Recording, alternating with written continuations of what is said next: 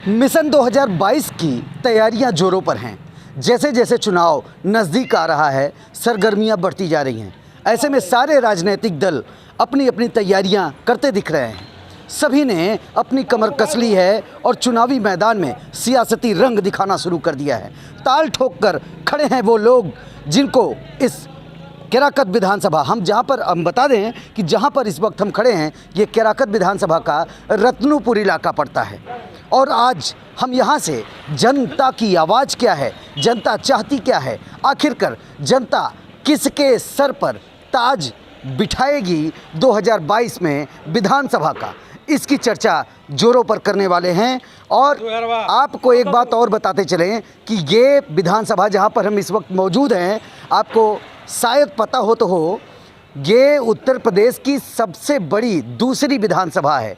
मतलब कि दूसरे नंबर की सबसे बड़ी विधानसभा केराकत कही जाती है पूरे प्रदेश में।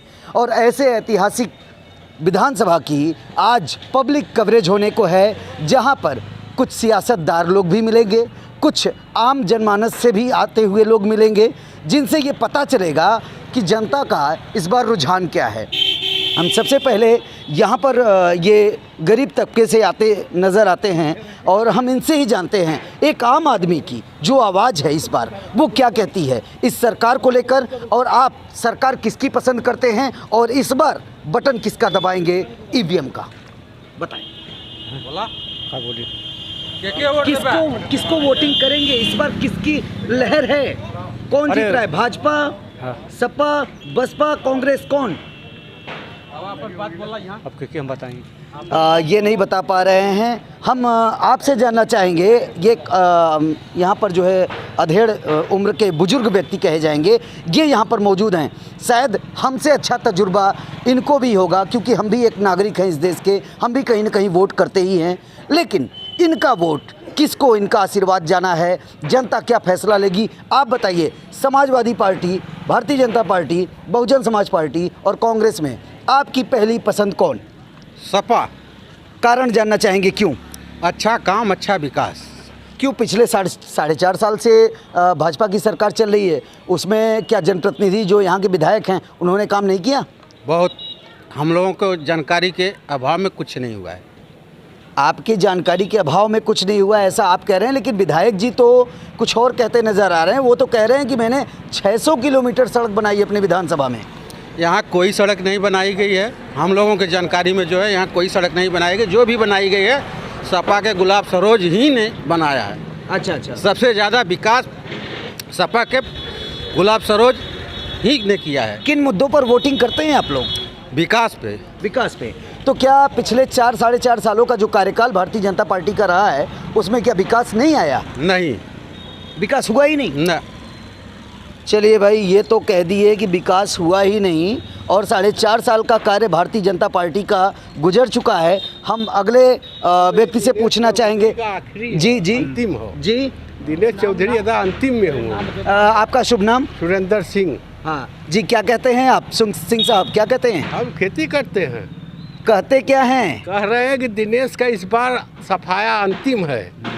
कारण जानना चाहूँगा। दिनेश चौधरी इतने बुरे व्यक्ति तो नहीं है, लेकिन आपके मुताबिक बुरे व्यक्ति क्यों हो गए? काम नहीं किए, बुरा हो गए। कोई ठेकेदारों लोग को चिन्ह लिए हो गया। बस। मतलब कि ठेकेदारों को फायदा उन्होंने पहुंचाया, आम जनमानस को नहीं। जनता को क्या पहुंचाया? कुछ नहीं पहुंचाया है। क्या कुछ नहीं पहुंचाया है? क्या किए हैं हमारे क्षेत्र में? कुछ भी नहीं किए हैं। जो उन्होंने कहा है कि इतना रोड बनवाया, इतना सब कुछ किया, कुछ नहीं। कहाँ है? क्षेत्र में आना उनका होता है कि नहीं, इस पर भी हम जवाब लेंगे जनता से। एक बार दो बार कई बड़मनी के यहाँ आगे तो हो गया। सिर्फ बड़मनइयों का ही बात है, सिर्फ बड़मनइयों के यहाँ ही बात है, और गरीब लोग नहीं हैं, और लोग नहीं हैं। गरीब की बात जहाँ तक के लोग सड़कों पर बार बार उतर रहे हैं, इससे क्या समझते हैं आप? मेन महंगाई है। महंगाई सबसे बड़ा मुद्दा है। और हम लोग ने दिनेश चौधरी को वोट दिया अगली बार, हमारा एक भी काम नहीं किया, न तो कभी मुंह दिखाने इधर आया। हमारे समाज का एक ऐसा है, जगह है, फंसा है पूरा गांव का, आज तक वो कभी मुंह दिखाने नहीं आया। क्योंकि हम लोग हमेशा रिपोर्ट भेजे, सब कुछ भेजे, आज तक वो आया नहीं। शुभ नाम आपका? मदन विश्वकर्मा। मदन विश्वकर्मा जी। मतलब कि ये नाराजगी कह रही है कि विधायक जी क्षेत्र में नहीं आते, क्षेत्र को ध्यान नहीं देते। एक नहीं, दो नहीं, तीन नहीं, चार लोगों ने ऐसी बात कही है। किसी ने महंगाई को मुद्दा बताया है, तो किसी ने कहा कि विधायक जी का आना नहीं होता, हमारी कोई शुद्धि नहीं लेते। अब यहाँ पर एक समाजवादी पार्टी के नेताजी लगते हैं और नेताजी से हम जानना चाहेंगे, नेताजी इस बार आपकी तैयारी क्या है?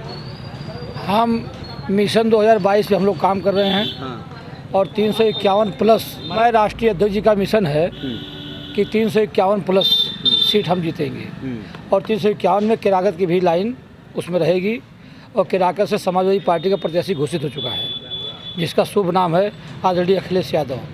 हम लोग के प्रत्याशी सिर्फ अखिलेश यादव हैं। एक ही चेहरा है जो बेदाग है। हम लोग जुमलेबाज नहीं हैं। हम लोगों ने नहर में पानी दिए तो नहर में पानी दिए, हम दवाई दिए, हम पढ़ाई दिए, हम लैपटॉप दिए, हम बेरोजगारों को भत्ता दिए, महिलाओं को कन्या विद्या धन दिए। हम लोगों ने जो जनता से वादा 2012 में किया था उसको हमने 17 तक पूरा किया। इस सरकार ने न 15 लाख दिया, इस सरकार ने 2 करोड़ रोजगार देने के बाद कोई किसी को रोजगार नहीं दिया। ये सरकार न नहर में पानी दिया। हाँ, एक चीज़ दिया इस सरकार ने, किसानों के खेत को पड़ती कर दिया। ये सरकार किसानों का खेत आज पड़ती है और किसानों को खेत को कौन चल रहा है। जैसे हमारी 100 नंबर खड़ी है जनता के भला के लिए, हमारी 100 नंबर खड़ी है जनता के परेशानी के लिए। तो योगी साहब को लोग कहते हैं कि मेरा भी साढ़ खड़ा है जनता के भलाई के लिए। अच्छा। हमारी 100 नंबर खड़ी है जनता के भलाई के लिए, उनका साढ़ खड़ा है जनता के भलाई के लिए। अब फैसला जनता करेगी कि साढ़ को वोट देगी कि 100 नंबर को वोट देगी। अच्छा, तो यहाँ पर जो है विपक्ष का रोल निभाते हुए नेताजी ने काफ़ी मजबूती से घेरा है। हम जानना चाहेंगे कि यहाँ के जो छोटे छोटे नन्हे प्यारे प्यारे बच्चे भी खड़े हैं, उनकी अपनी मानसिकता क्या है, घरों में क्या बातें होती हैं। बेटा आप आ जाइए। अरे हम आपके लिए आए हैं, भागिए नहीं। अच्छा बाबा ज़रा साइड दीजिएगा, एक मिनट। भाई साहब आप ज़रा आगे आइए। इस बार आप अपना नाम बताइए पहले। प्रमोद विश्वकर्मा। प्रमोद जी, आपसे हमारा सवाल है और सीधा सवाल है कि इस बार किसकी सरकार, और अगर वर्तमान सरकार से नाराज़ भी हैं तो बताइए किस बात पे नाराज़ हैं? अभी तो लॉकडाउन की वजह से काफ़ी दिक्कत हुई है, इस वजह से सपा सरकार ही ठीक रहेगी। क्या सपा सरकार में कोरोना नहीं आ सकता? पर इतना मतलब पब्लिक को कंट्रोल नहीं कर पाए ना।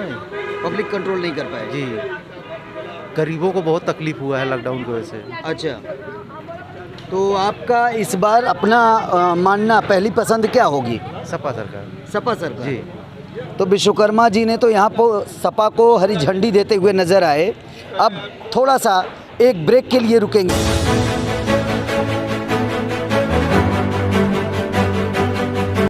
शुभ नाम आपका?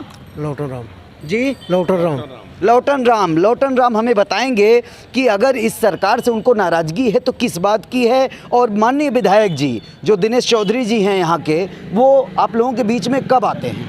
कभी कभी नहीं आते? नहीं। आज तक आपको विधानसभा के विधायक से कोई मतलब सहायता नहीं मिली? नहीं, कोई नहीं सहायता। अच्छा। सिंह साहब, कोई एक बार जरूरत फिर नहीं से? पड़ रही है। जी, क्या बोले?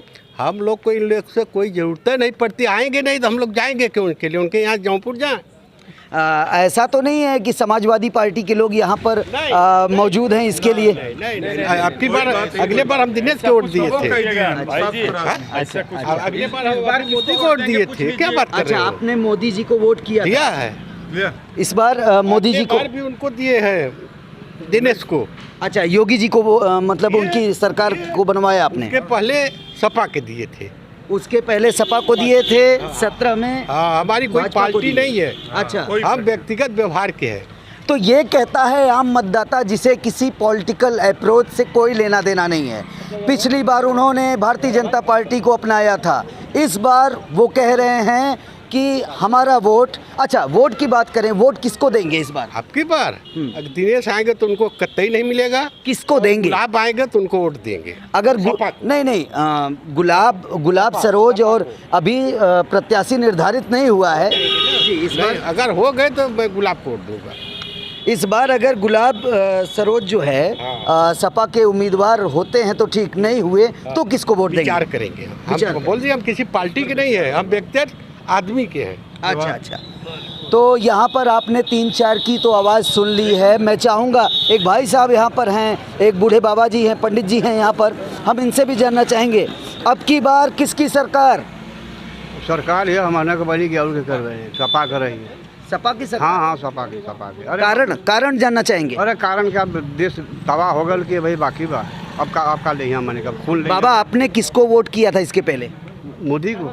मोदी जी को। जी इस बार नाराज हैं क्या? मतलब नाराज नहीं होंगे, हम लोग को तवा बना दिए भाई, नाराज नहीं रहेंगे हम लोग जी। हम लोग को तवा बना दिए ना, कुछ कर नहीं रहे हैं ना। अच्छा। जो दाल जो कि हम लोग को 30-35 रुपया निकाले, 100 रुपया 150 रुपया राई का तेल हो गया। जो नौकरी कर रहा है वो खा सकता है, गरीब का खा गए। गरीब कोई नौकरी नहीं कर रहा है, हम लोग फरसा नहीं चलेगा तो खाएंगे क्या? जब मजदूरी करेंगे तभी तो। यहाँ पर महंगाई को मुद्दा बता रहे हैं ये बाबा जी जो हैं, शुभ नाम आपका जानना चाहेंगे? सभानाथ। हाँ, सभानाथ। सभानाथ जी कह रहे हैं कि जो महंगाई की दर बढ़ रही है, बेरोजगारी और महंगाई को मुद्दा बताते हुए ये खासे नाराज हैं भारतीय जनता पार्टी से। पिछली बार इन्होंने ये भी बताया कि मैंने वोट किया था, इस बार हम विकल्प ढूंढ रहे हैं। और विकल्प के तौर पे आप किसको देंगे इस बार? इधर भाई देवे ना अखिलेश के। अखिलेश यादव को, मतलब समाजवादी। हाँ। अच्छा अच्छा। आपका अपना मानना क्या है कि ये वर्तमान जो सरकार है और जो विपक्ष के लोग सड़कों पर बार बार उतर रहे हैं, इससे क्या समझते हैं आप? मेन महंगाई है, महंगाई सबसे बड़ा मुद्दा है। और हम लोग ने दिनेश चौधरी को वोट दिया अगली बार, हमारा एक भी काम नहीं किया, न तो कभी मुँह दिखाने इधर आया हमारे समाज में। हमारे समाज का एक ऐसा है जगह है, फंसा है पूरा गाँव का, आज तक वो कभी मुँह दिखाने नहीं आया, क्योंकि हम लोग हमेशा रिपोर्ट भेजे, सब कुछ भेजे, आज तक वो आया नहीं। शुभ नाम आपका? मदन विश्वकर्मा। मदन विश्वकर्मा जी।